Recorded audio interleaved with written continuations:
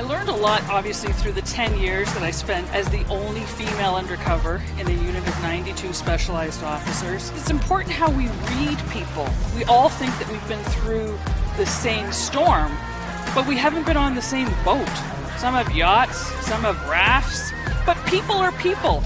And how they respond to each other and what they look for and how you manage yourself and all of our insecurities and all of the different things that happen are exactly the same. And it makes a big difference. He goes into witness protection. I asked him, why did you lock me in the house that night? Or in the apartment? What was the deal with that? And he said, you were new. I didn't know who you brought. I didn't know if you were there to rip me off. There were all of these unknowns, all of these different things happening. You walked in there like you owned the place, like there was just something it didn't feel right to have this little girl come in and do that. So I learned a lot that night. I'd learned a lot, obviously, through the 10 years that I spent as the only female undercover in a unit of 92 specialized officers for more than a decade. I learned a lot. Thank you, ladies. Yeah, it was interesting.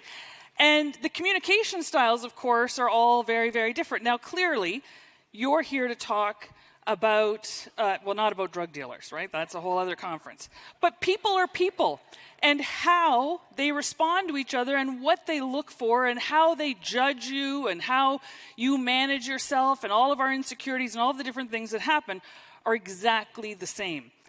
And that particular night stood out in my mind so well because I was anticipating things to go well, or at least I was trying to convince myself of that. Then I was, hit the door of terror, and then things work out. And I start wondering, what is it that I can learn from that? So when I left undercover work, because I ended up marrying someone I met undercover, he wasn't a drug dealer, he was another undercover cop. We had to pretend to be married on this 10-month project. He says undercover went under the covers, and I tell this other romantic story. But essentially, we end up getting married. We decide to start a family. You can't buy crack and talk to the other moms at the soccer pitch. It's frowned upon. You don't have as much in common with them. So I finished law school and became a prosecuting attorney and did that for quite some time as well. And those same skills came into play. How to read people, how they're responding to what I'm doing, and how to better detect deception. So I studied some of this in graduate school, and of course I had intensive training in my law enforcement days and my legal days, and I continue with research and study in these topics. So I want to bring to you the latest information to help you negotiate more effectively at times and definitely take more off the table. So the first thing we're going to talk about is display, and that is the only thing that any of us have any control over. And that'll become more significant as we go on. The next is decoding what the responses are. So even though someone is saying something, what they actually do or what they actually intend is oftentimes very different. It's like that iceberg in this picture.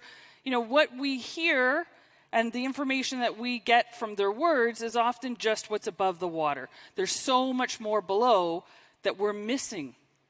And the majority of communication is nonverbal communication. So we want to know exactly what's happening, or as close to exact as we possibly can get, because if we are in a position to better understand and to decode nonverbal cues, that puts us in a better negotiating position. And the third is all around detecting deception. And I split that often into two. You can only have so many Ds on a slide. But there's also detecting aggression and violence. And unfortunately, I know that many of you in your careers face challenges that would have been unimaginable at different times. And violence is becoming more and more prevalent in all workspaces. And I was looking at research around realtors on your national website, and it was shocking to me to see how prevalent that is. But we'll get into just a little bit, but mostly we're going to focus on deception detection. So we see people, they tell us things. They want to work with us. They want to be a part of our brokerage. They want to work in this particular location. They're committed, they're loyal, they're whatever. But their actions don't communicate that usually very quickly. So what if we could figure that out beforehand? What if we had some tools that we could better understand people's intentions? the way to do that are these rules, and I know that realtors love acronyms, as do cops and lawyers and doctors and everybody else. So I put together the ABCs, what I call. They're very easy to remember. And the first is attaching meaning to just one thing.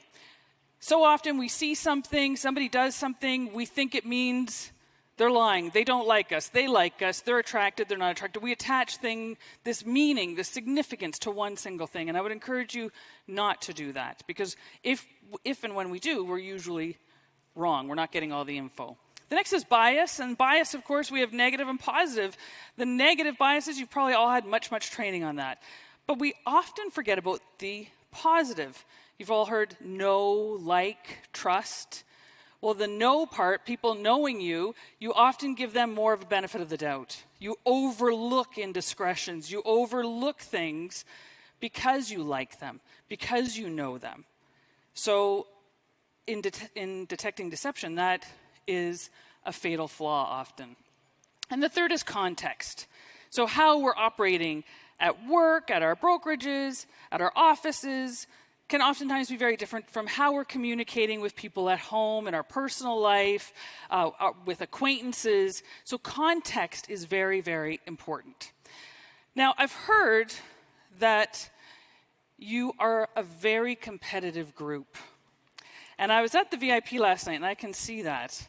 So I'm not sure if we're able to raise the house lights a little bit, because I'd love to be able to see people a little bit better. This is what I do. I read you. I want to be able to see you. And if we can't, no worries. I trust all of these people. So I brought a prize for a little game I like to call Oh Sit. And it works like this. I ask everyone to stand, and the last person standing wins. But it's not just about pride. I know that you guys don't want to leave empty-handed. So I brought this. Now, don't all rush the stage at once, because if you do, it could get dangerous. It is the Trust Agent Hot and Cold Tumbler. But that's not all, folks. There's more.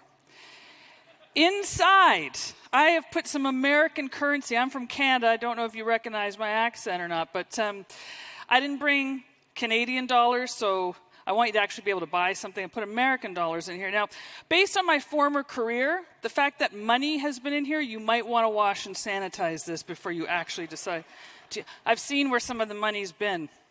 You don't want to go there. Okay, here's how it's going to work.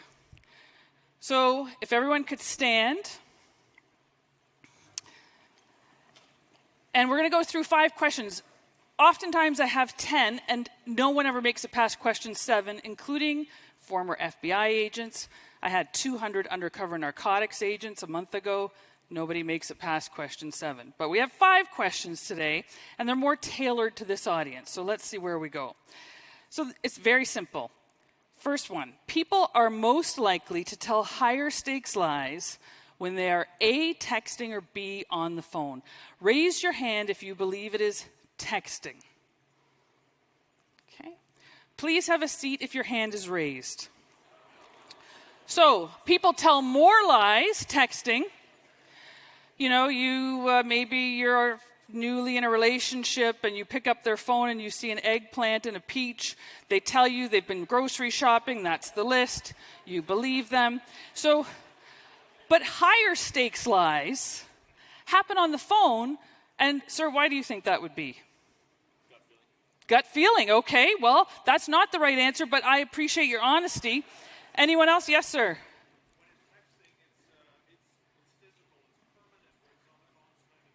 So texting, there's a record of it. Phone, there's not a record, because often people don't believe they're having their phone calls recorded.